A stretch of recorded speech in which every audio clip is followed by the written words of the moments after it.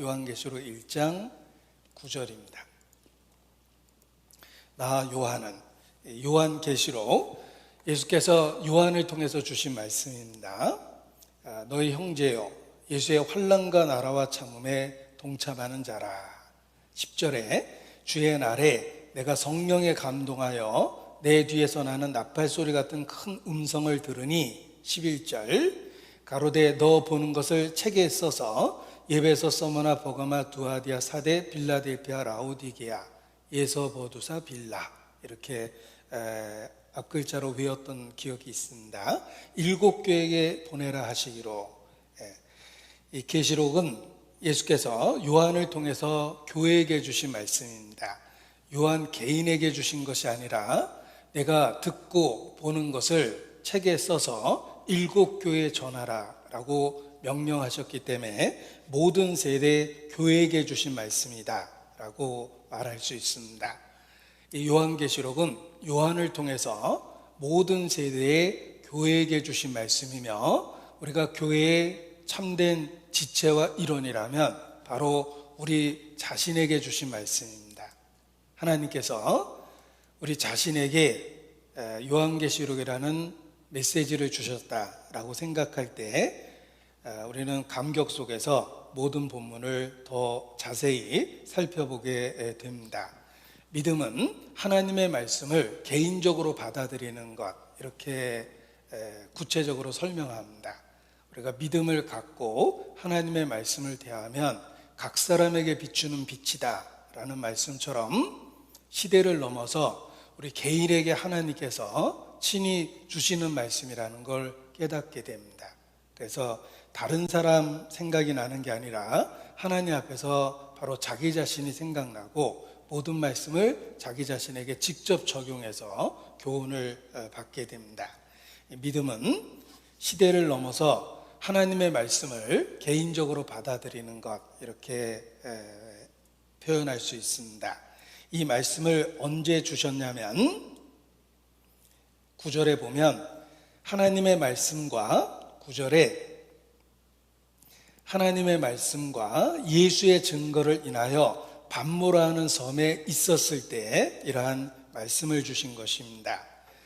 요한은 단지 하나님의 나라에 참여한다라는 믿음만 갖고 있는 것이 아니라 실제의 삶에 말씀에 의한 고난에 동참하고 있었습니다. 그래서 그 말씀으로 인해서 고난을 받고 말씀으로 인해서 반모라 하는 섬에 있었을 때 이러한 계시를 받게 된 것입니다. 9절에 요한이 자기 자신을 그렇게 표현했습니다. 예수의 환난과 나라와 참음에 동참하는 자라. 우리는 예수님이 예비하신 그 나라에 동참할 것이라는 확실한 믿음을 갖고 있습니다. 그러나 진정한 믿음은 단지 천국에 간다라는 믿음뿐만 아니라 실제의 삶에 있어서 환난과 나라와 참음에 동참하는 것입니다. 요한에겐 그런 믿음이 있었습니다.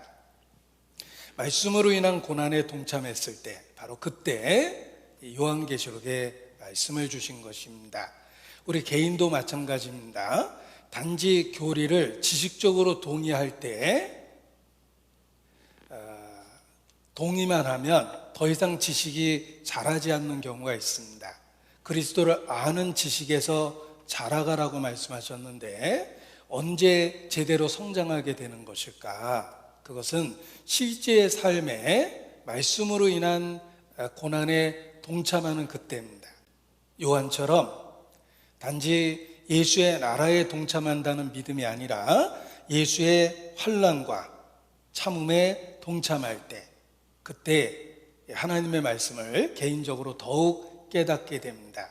요한은 반모라는 섬에 있었을 때 계시를 받게 됩니다.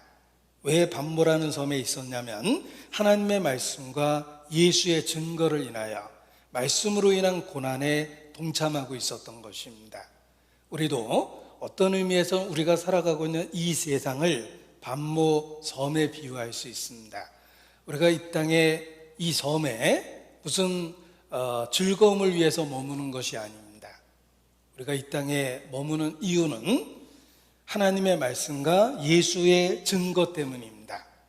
우리의 존재 목적을 분명히 하면 우리가 이 땅에서 매일의 삶 속에서 주님이 주신 말씀을 개인적으로 더욱 깨달을 수 있는 것입니다. 요한도 하나님의 나라에 동참할 뿐만 아니라 환난에 동참할 때 하나님의 말씀을 개인적으로 받았습니다. 우리 자신도 말씀에 대한 깨달음이 언제 주어지는가?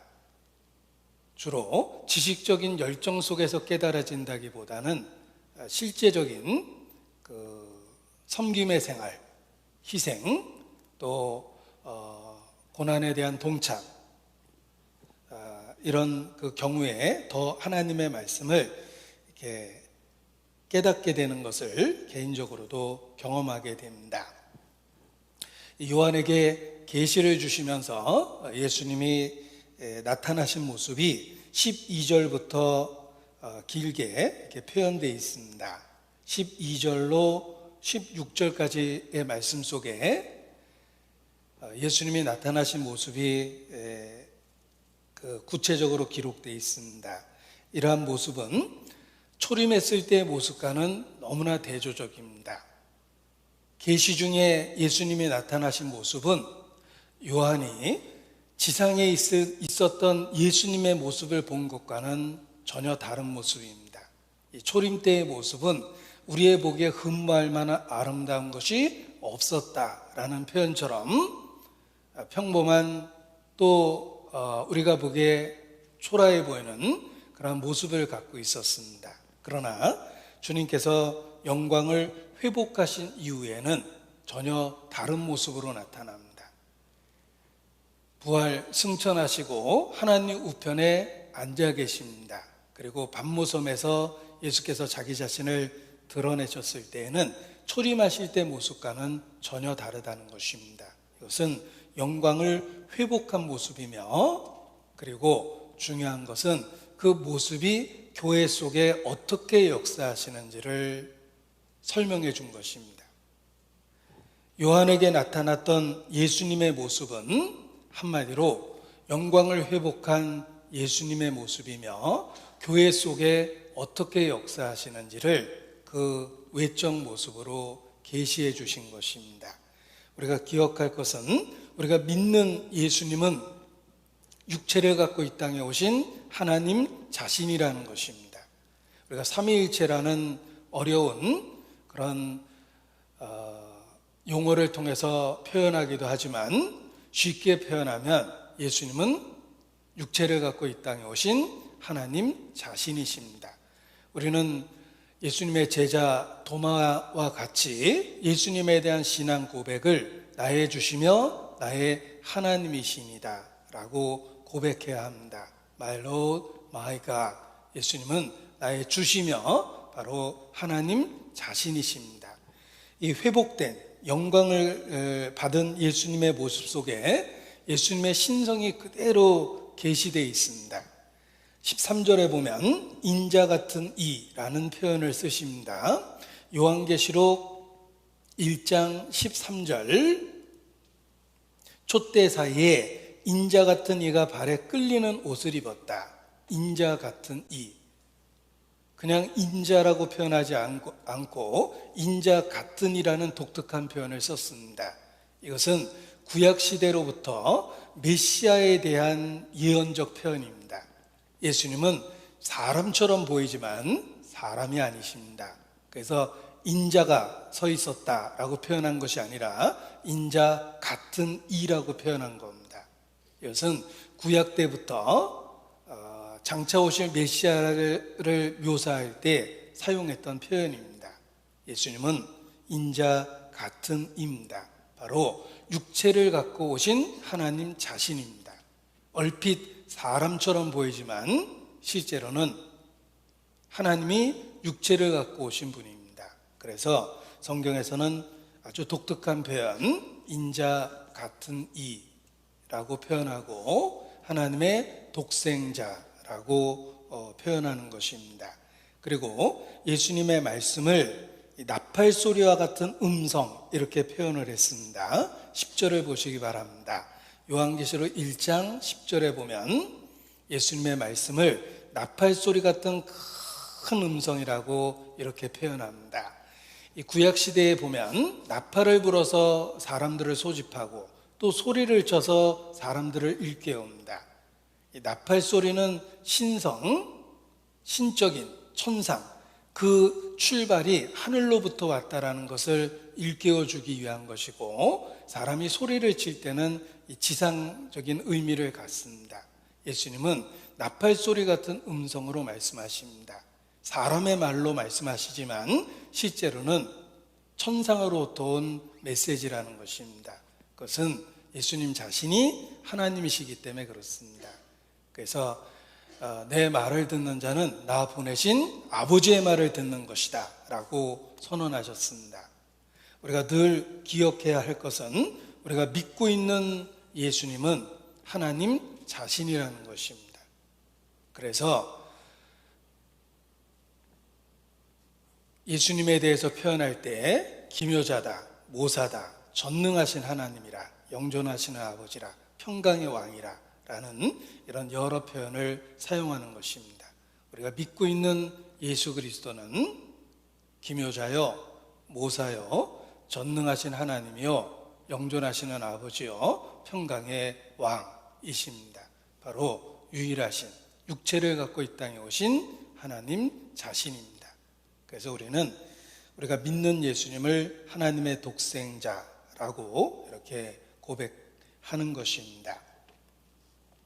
그런데 예수님이 더 특별할 수밖에 없는 것은 죽음을 경험하신 하나님이시며, 우리에게 더욱 특별할 수밖에 없는 이유는 우리를 위하여 죽음을 경험하신 하나님이시기 때문에 그렇습니다.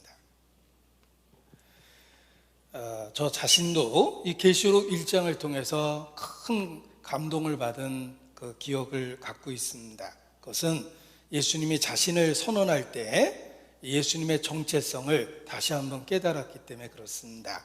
17절에 보면 예수께서 자기 자신을 이렇게 선포하십니다. 계시록 1장 17절에 내가 볼 때 그 발 앞에 엎드러져 죽은 자같이 되매 그가 오른손을 내게 얹고 가라스 때 두려워 말라. 나는 처음이요 나중이니.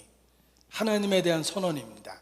시작과 끝, 처음과 나중, 알파요 오메가, 바로 하나님한테 쓰는 표현인데 그 예수님은 지금도 살아계십니다. 내가 전에 죽었었노라. 죽음을 경험하신 하나님이십니다. 더욱 놀라운 건 나를 위해 죽음을 경험하신 하나님이십니다.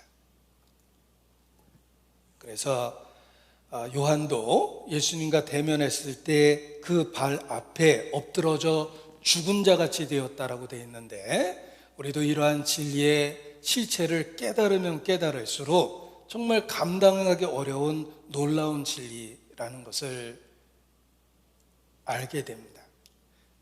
우리 자신에게 하나님이 얼마나 크십니까? 하나님을 멀리 보고 생활하는 사람은 마음속에 하나님이 작게 느껴집니다. 아무리 큰 태산도 멀리 놓고 보면 손톱보다 작게 보일 수 있습니다. 그러나 태산에 가까이 가면 갈수록 산이 얼마나 큰지를 깨닫고 그 앞에 자기 자신이 얼마나 작은지를 깨닫게 됩니다. 마찬가지로 우리도 내 인생 속에 하나님이 멀리 있을 때에는 성경의 말씀들이 그렇게 감격적이지 않았습니다. 이론적이고 지식적으로는 동의하지만 별다른 감흥이 없었습니다. 그런데 그 하나님이 정말 얼마나 크신 분인지 알게 되고 하나님이 육체를 갖고 이 땅에 오셨다라는 말씀과 그 구속의 사건이 얼마나 크고 놀라운지를 깨닫게 될 때 마치 예수님을 보고 요한이 죽은 자같이 되었다라는 표현처럼 우리 자신도 영적으로 그런 충격을 받게 됩니다. 이것은 일회성을 이야기하는 것이 아닙니다. 우리는 우주를 볼 때마다 그 경이로움을 느낍니다. 하물며 영적 실체를 볼 때마다 그러한 충격을 받는 것이 마땅합니다. 그래서 하나님의 은혜를 이야기할 때 자연스럽게 은혜라고 표현하지 않고 큰 은혜, 어메이징 그레이스라고 이렇게 감격해서 외치게 되는 것입니다. 우리가 기억할 것은 우리가 믿는 예수님은 육체를 갖고 이 땅에 오신 하나님이시며, 그리고 더 놀라운 것은 죽음을 경험하신 하나님이시라는 것입니다. 그리고 그러한 모든 사역이 바로 나 자신을 위한 것이라고 성경은 선포하고 있고, 우리는 믿음으로 그것을 받아들인 것입니다.